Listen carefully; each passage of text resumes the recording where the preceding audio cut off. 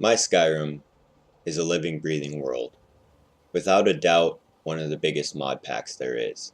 But my Let's Plays only show a sense of character progression, some of the sense of adventure and finding new things, but it's not doing a very good job of anything but the menus and the graphics.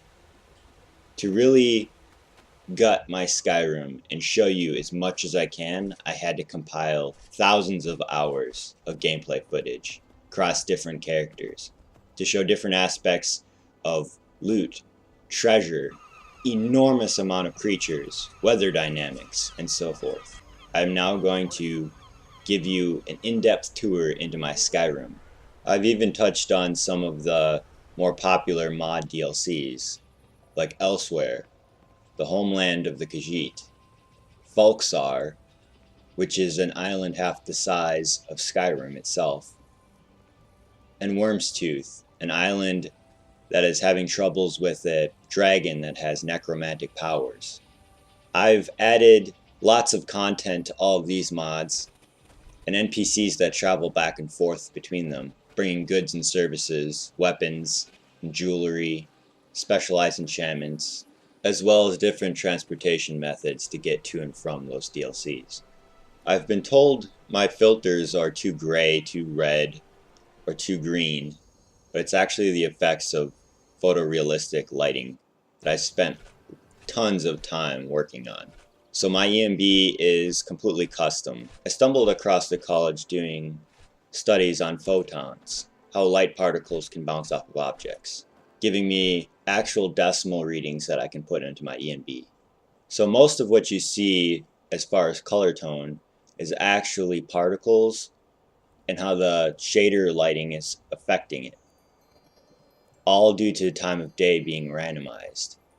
Like this weather sequence here, showing the time of day changing, but the cloud cover is constantly changing, the amount of fog in the mountains is constantly changing, and the precipitation is varying in quantity. So you never get the same time of day, the same weather effect. Everything is always different.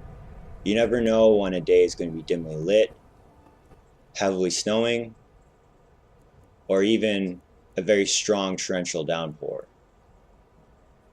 As far as rain effects go, there are 3 different layers of rain particles that I have. So the rain looks very realistic at different depths. There are also different effects that the rain can have on cities or even open terrain. Cities can flood and NPCs can get hit by lightning. Rain can even be heard from inside when you take shelter. It all comes together to make some of the most convincing weather effects I've ever seen in a game. Cities and encampments have been overhauled with much more bustling life and sound cues. NPC merchants, mercenaries, and dignitaries travel between the holds in real time. Windows now bring in light based off of the time of day outside, and fires are only lit whenever it's dim. Looks like an ugly little man. In that case, I'm pretty sure it tried to buy me a drink last night. As you can see, NPCs now have many more dialogue lines that they can exchange. It makes bars much more lively and interesting at night or during holidays, and especially when some of the traveling NPCs make their travels to the same area at the same time.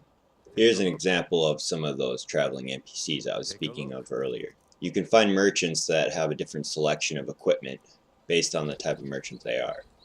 But Skyrim isn't just a place of commerce and trade. It's always been a place of conflict and war, as enemy factions battle for holds. Patrols and battles are reoccurring events. Enemy factions are constantly vying for territory. Battles are quick and decisive, and sometimes happen before the character can even get on site, with just bodies waiting to be looted just strewn across the ground, as you would find in real life. And this is due in large part to the fact that my combat mods make fighting very quick and decisive. A sword blow to the right place can end a person's life in no time. I've stitched together many combat mods to get this effect. The one that stands out the most is one that is a standalone mod that I had nothing to do with making, and that is locational damage. It adds critical zones to the body as well as a bleed out effect, aside from the one that I already added.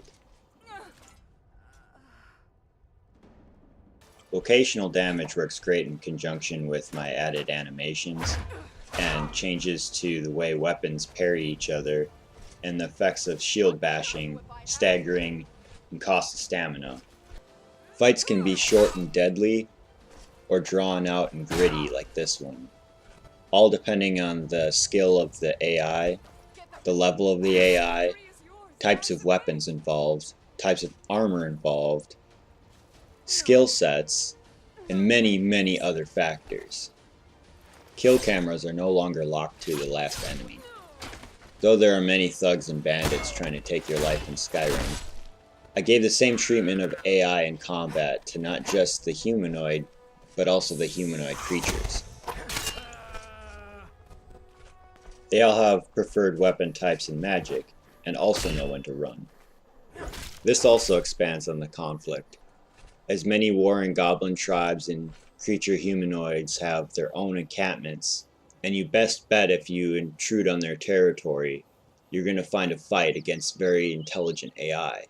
But even simpler creatures bring life to my game. Even the trees themselves can be alive. Thousands of different types of birds, fish, and game animals have been added to the game, as well as leeches and rats that you find crawling around in sewers, or even the crypts have spiders that crawl along the walls, and all add great environmental additions to the game, bringing it that much more to life. While fighting normal NPCs has the incentive of finding weapons, the incentive for fighting creatures should and always has been alchemy ingredients, which is why I made sure that almost every single type of creature has unique alchemy ingredients that can be picked from the body. This adds purpose for a character to actually go out and fight creatures as opposed to characters. There are thousands of variants of creatures, thousands of variants of alchemy ingredients that can be had from them, and hundreds of thousands of variations to treasure and loot, all adding a sense of adventure to the game, making you want to dive into the next dungeon even more. Not because it's a place that just is copy and paste that you've seen before, and you know once you get to the end of it there's going to be a little bit more gold and an enchanted item to sell, but because that you genuinely don't know what's going to be around each corner. Creatures were one of the hardest parts to record out of my game, and this is because the spawns for them are so varied and random and select from such a large group that the pool of creatures that could spawn is so vast that I've never seen the same ones in the same places twice, except for a few static ones that are guarding something. Creature behaviors have changed as well. Predators will attack prey, patrols of large groups of creatures will wander towards cities and try to attack them. Some variants of creatures even have their own unique spells or weapons that you can get from them once they've dropped them. Many use poisons on their weapons, and all have their own different tactics in combat. Some creatures are just variants of ones that are already in vanilla Skyrim, with just type variants, different colors, armor ratings, and magic resistance. This still adds a level of uncertainty as to whether your character is well equipped to take out what's in front of you. So sometimes running is just the better option, especially at nighttime, where a different type of creature can spawn, the undead. Large varieties of undead creatures also roam the lands at night and throughout the depths of crypts.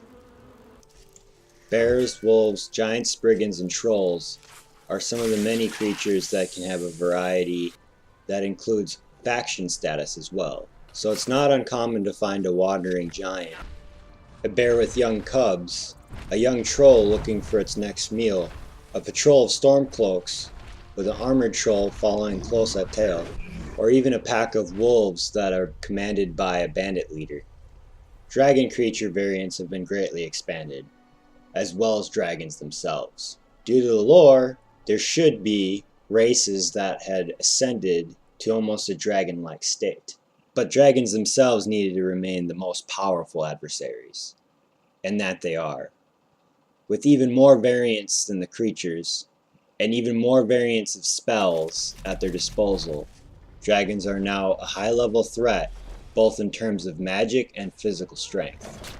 Their animations for physical attacks have also been expanded on, using their tail and wings in combat to cover all sides of them much more frequently.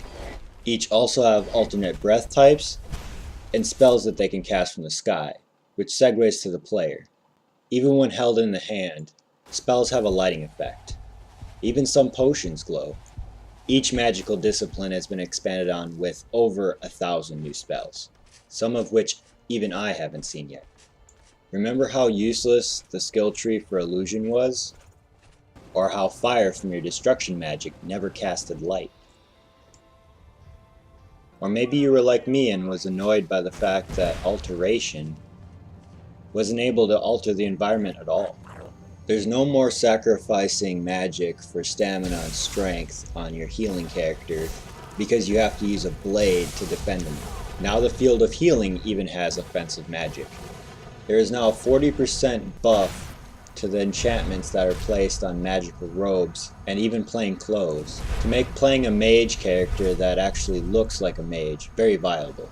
New spell types and animations also transfer over to the NPCs as well, making fights between mages very deadly. Ward spells now block physical attacks, so you find yourself using ward spells a lot more often.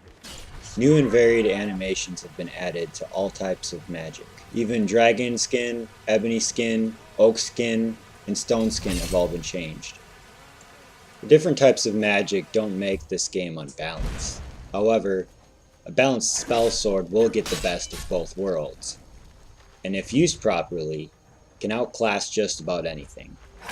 This would obviously come with the caveat of needing to handle hotkeys and being very smart with gameplay, as magic does leave some vulnerability. Now is the time to expand on dark magic, which can leave a character very vulnerable as most of the attack spells tends to take from the player's health in order to deal additional damage. So a fire mage using a very powerful fire spell will probably be taking a lot of fire damage. So in turn, most of your resistances will be all wasted on fire.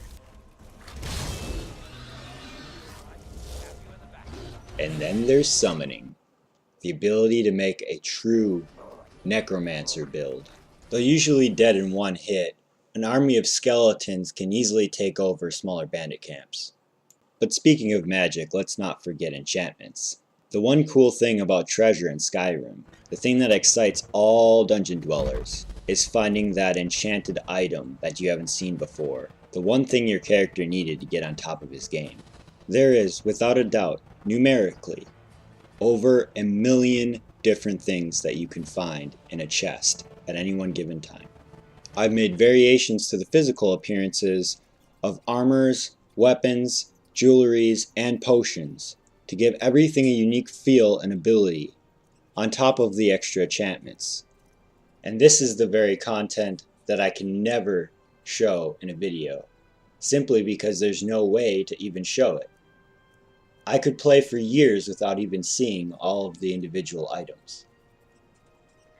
I do not joke when I said over 1 million items. There are enchantments I've never seen before that can stop and start time, turn you into a werewolf just by placing a ring on your finger, a necklace that can change the time of day or weather, a cloak that renders the user invisible and muffled to noise, but won't let you interact with any items, a circlet that absorbs souls from the enemies that you kill, and eventually grants you a power that will kill anything that's enemy in sight. And as you can see here, some of these enchantments can be disenchanted from that item and placed on another. And different types of jewelry and weapons render certain hidden attributes that increase and buff the effects of any enchantment placed on it of its preferred type. Some of this loot can only be found in special chests at the end of dungeons, or on characters like this one. This is a bandit smuggler, and he happens to have unique loot on him that may not have any enchanting value, but it's still a very lucrative find for a character struggling to make ends meet, as some changes to the commerce in my game have changed drastically, allowing for the use and need of that extra loot that you pocket. And speaking of lucrative finds, some of these special characters are bandits, which makes bandit camps a very juicy target for lower end characters seeking to upgrade their equipment. Even a weak piece of armor could possibly have a very strong enchantment on it that you could disenchant and later place on a stronger item. Many new types of jewelry and reskinned jewelry have been added to the leveled lists, so cracking into that safe that's trapped is probably worth it, but I keep a cautious eye open in the open world as well. There are many hand-placed items that even mod authors that I've worked with have never told me about. Things that I just find out in the open, and then I go into the leveled lists and I look for it, and it's not there, because it was placed with love and care just for the scenic view or its rare enchantment quality. So right now I'm playing a character that has about half of the smithing perks unlocked. Now watch as I scroll down through the menu of different things that I can build under the selection of all. While this clip is playing, I'm going to talk a little bit about variations of weapons, and then I'll point out something to you if you didn't notice it already. The variations of weapons are balanced in a certain way in my game. And this is because I wanted to be able to add some things that were very overpowered seeming, but somehow make them fit into the game and allow for me to use them without breaking any immersion or just making my character flat out too strong at a lower level. The way I did this is I placed in many weapons that had variations to the smithing. So you could find a sword that possibly had the meta of being too strong at one time, but can't be enchanted or smithed to the same quality as another sword. So if you pick up a sword and you look at it and say, wow, this is really good looking, I like this blade, you don't kneel to the meta of saying, well, its damage isn't as high as this one, so I'm not going to use it. Chances are it either swings faster, has a better reach than other swords, or can just flat out be smithed to a better quality. This makes it so that you can never really find that one weapon to rule them all. Even Daedric weapons have their limitations in my game. As for smithing Daedric weapons and lunar weapons, both can only be done at nighttime at the lunar forge or a specific other type of forge. Many types of specialized Norse blades and anything that says Viking in the name is likely only found at the Skyforge. Smith things at home and you may open up a very different unique branch of things. It's also worth noting that I gave armor the same kind of treatment. Some of the best 3D modelers and artists out there like to make armors and then turn around and make them very powerful. However, this doesn't give them great enchantment effects. So clothing definitely balances out. So if it looks good but doesn't protect you well, chances are you can place some pretty strong enchantments on it. Alright, so it's time I call attention to what I was talking about earlier, and that's this clip and how long it is. If you didn't notice already, the cursor was pointing to how tiny the scroll bar is. And you'll notice that being a 7-minute long clip, I don't even get through half of these items. That's how much content there is. Now keep in mind also that this is only what I can forge with only half of the smithing perks. It's just a normal forge in my house, and the selections that this character can select from with his given perks in order to build stuff. There are also books that allow you to open up other things that you can forge, and shops can carry unique items that you cannot find or forge. Likewise, there are also the things in the environment that I mentioned that you can only find, you cannot forge them or find them in shops. This is as much of a peek into the vastness of the variety and content that is my Skyrim. And this is honestly the only way that I could point it out. With this video coming to an end, I'd just like to thank all mod authors out there. All modders in general know that it's just a community effort that makes these kind of things possible. And we fight through lots of copyright infringement and accusations of hacking. There's authors that have literally just disappeared and taken their content down due to strikes and people selling their mods. It's gold that you gotta hang on to, and I've kept a lot of mods around, are probably only still on my hard drive, and I'm grateful to have that. But I'm finally finished and can enjoy the fruits of my labor, and now I've given you as much of a peek into my Skyrim as I possibly can.